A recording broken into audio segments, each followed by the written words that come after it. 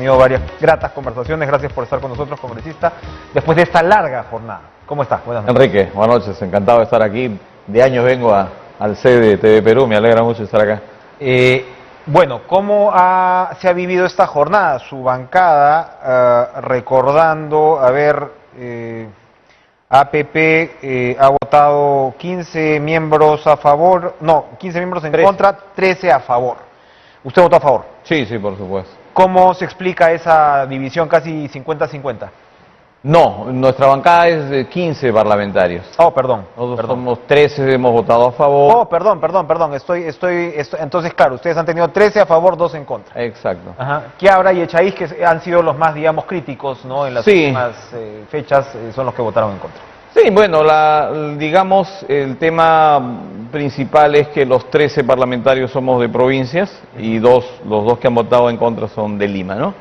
Es bien interesante, detengámonos un minuto allí, porque es bien interesante, vamos a ir seguramente desagregando en las próximas horas, efectivamente, quién votó en contra y a favor, pero a favor sin duda se ve una fuerte impronta precisamente del interior del país, ¿no? Exacto, una impronta provinciana, como tú lo llamas, ¿no? Y cuando uno sale fuera de Lima, la percepción que tiene el ciudadano es que el Congreso está obstaculizando, que el Congreso está obstruyendo, que el Congreso no le ayuda al presidente Castillo a gobernar, ¿no? Obviamente nosotros explicamos a nuestros electores qué es lo que está sucediendo aquí en la capital, ¿no? Nuestro punto de vista en torno a la gestión del presidente de la República. Sin embargo, nosotros también recogemos lógicamente la voz y el sentimiento de nuestras poblaciones locales en las provincias, ¿no? Pero creo que al margen de ello, Enrique, creo que el voto que se ha dado el día de hoy, el voto de confianza, le hace bien al país.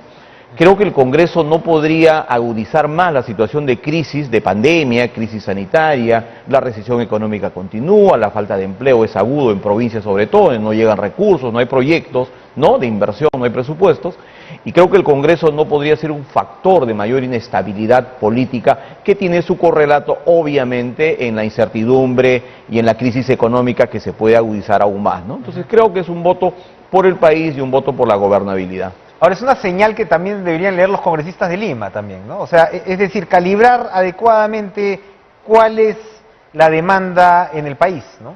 Sí, mira, el ciudadano de a pie no está viendo los grandes temas constitucionales, los temas legales. La gente quiere trabajo, la gente quiere empleo, la gente quiere movimiento económico, la gente quiere que su gobierno tenga éxito, le vaya bien. Hay que recordar que Castillo tuvo un voto básicamente en los sectores eminentemente populares, ¿no? Entonces hay que tener una lectura integral de lo que está sucediendo, ¿no? Entonces el país que quiere, el peruano que quiere ver a sus autoridades, a su clase política trabajando de manera conjunta, empujando todos el coche del desarrollo nacional.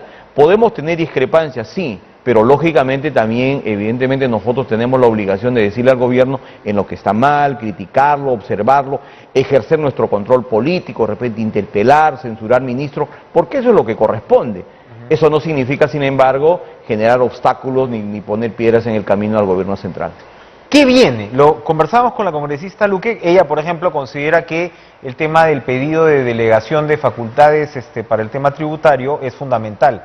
Y allí se ha visto también un debate muy fuerte, ¿no? Por supuesto, los gremios, ¿no?, empresariales han salido a manifestarse en contra. Los mineros manejan números muy distintos a los que ha presentado el ministro Franque, y al mismo tiempo, si se niegan esas facultades, sería el primer gobierno que se las niega, ¿no?, con de esas características, al menos desde el retorno de la democracia. ¿Cómo construir una agenda de entendimiento ahí? Porque claro, más chamba sin duda, pero también se necesita más recaudación, ¿no? ¿Cómo observa usted ese debate? Mira, lo que hemos acordado nosotros en Alianza para el Progreso es convocar a especialistas en estos temas. Son temas técnicos, son temas ya desde una... No, y no es un solo tema, es un abanico en realidad. Son varios, exacto, ¿no? Claro que desde el punto de vista político, como tú bien dices, resultaría históricamente contradictorio que a un gobierno que recién ingresa se le denieguen las facultades, como se ha hecho pues de manera positiva en otras gestiones, de PPK y las anteriores, Toledo, Alan García, ¿no?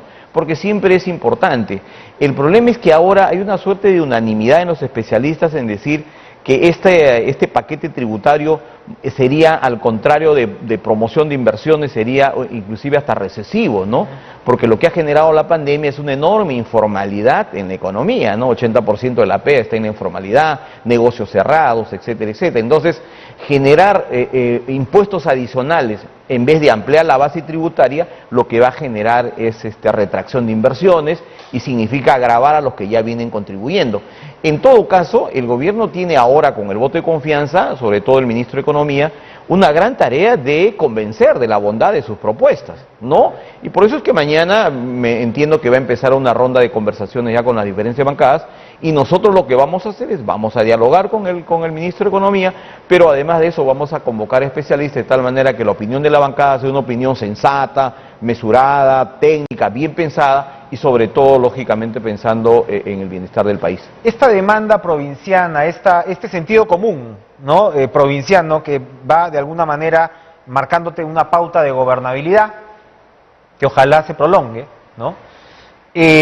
¿Cómo conjuga el tema de la descentralización? Porque por supuesto esto conlleva, ¿no?, una demanda por una descentralización más efectiva.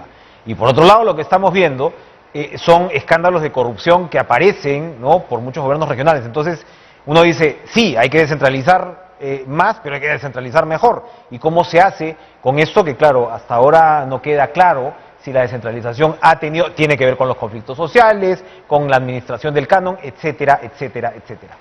Eso hay que abordarlo también. ¿Cómo abordarlo? Lógicamente que el proceso de regionalización tiene ya 21 años, 20 años, porque se empezó el año 2001 en el gobierno de Toledo, y obviamente tiene defectos, ¿no? Hay que hacer correcciones, hay que hacer ajustes al proceso.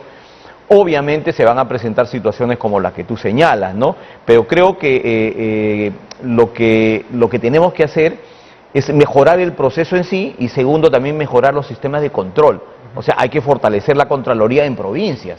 Tiene que haber control concurrente, que no signifique dilatar la ejecución de las obras, pero sí que sea manejado de manera pulcra y donde se presenten situaciones como la que estamos comentando, lógicamente que tiene que haber sanción, no tiene que haber impunidad. Es decir, tiene que ir de la mano la eficiencia en el gasto con el control concurrente de la Contraloría, y eso necesita, por ejemplo, que los organismos de control interno, las OSIs en los municipios, en las regiones, no dependan presupuestalmente de la región, o sea, no se le pague ni la región ni los municipios, porque obviamente sería su empleador, sino que sea directamente parte del sistema de control conducido por la Contraloría General de la República. Aquí hay palo y zanahoria, ¿no? En realidad, o sea, habría que mejorar este sistema de control y dinamizar el tema de las partidas presupuestales, o sea, mejorar, por supuesto, el nivel profesional, ¿no?, de los profesionales en regiones, o sea, se pueden hacer, sí, se puede llegar a un balance. Ese, ¿no?, es un tema pendiente, exacto, ese es un tema pendiente, Enrique, porque además paralelo a eso, porque tú sabes, del tema de la corrupción, efectivamente es un mal endémico, pero también es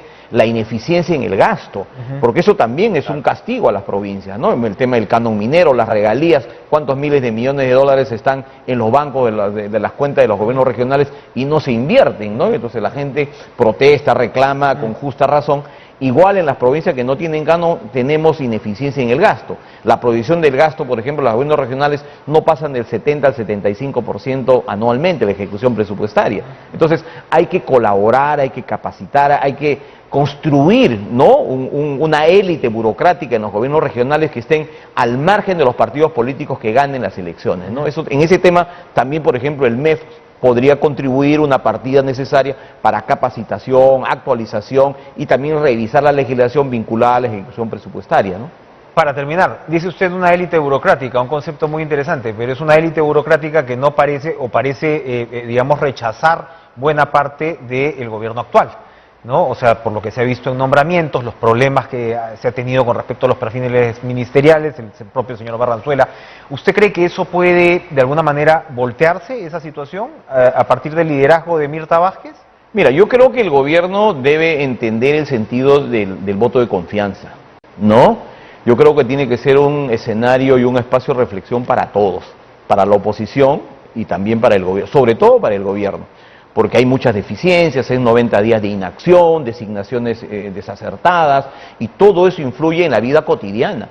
Todo eso influye en la generación de inversión, de confianza hacia la población, todo eso el gobierno tiene que meditar y tiene que evaluar bien directores generales, viceministros, con trayectoria, con conocimiento. Un ministerio maneja El Ejecutivo maneja el 75% del presupuesto general de la tener República. gente no capacitada al Exacto, exacto. Tiene que tener gente con conocimiento, con experiencia del manejo de la cosa pública. No puedes improvisar. Entonces el presidente Castillo tiene que entender que no puede seguir designando a los amigos de la campaña, a los amigos del partido, y tiene que empezar una nueva etapa distinta, diferente, de cara a la realidad del país. Y si me permites, antes de terminar, un temita chiquito de Madre de Dios. Tenemos un problema de la frontera de Perú con Brasil, que es Iñapari y Asís, continúa cerrada en lo formal, en el puente, porque debajo y por el río la gente circula normal. Entonces hay un cierre oficial. ¿Continúa cerrado como consecuencia del paro cocalero todavía? No, ese es otro tema. Este es por el tema del sanitario, en la frontera con el Brasil. Entonces las economías fronterizas se necesitan, es una vinculación histórica. Hasta ahora sigue cerrado y le hemos pedido el día de hoy a la Premier, por favor, ya que se aperture, porque nos está generando problemas económicos en la frontera, en la última frontera que tenemos con el Brasil. Y el otro temita es el problema que tenemos con Latam. Latam está para ir de Cusco los turistas a Puerto Maldonado, que es una zona de un alto atractivo para los turistas extranjeros, tienen que ir a Lima. Y Cusco, Lima, Puerto Maldonado, el pasaje le sale al final costando 500 o 600 dólares, como un viaje pues a Santiago, a Buenos Aires. Entonces nos está retrayendo la reactivación económica del sector turismo. Así que invoco a Latam a través de Canal 7, de TV Perú, que por favor solucionen este tema. Caso contrario, vamos a tener que recurrir a Indicopio, porque se trata evidentemente de una clara posición de dominio del mercado. Ahí la empresa privada tiene que tener un poco de sentido común. Así es. Gracias, Eduardo Salguana, vocero de la bancada de Alianza para el Progreso, por acompañarnos. Muy interesante como siempre. Perspectiva.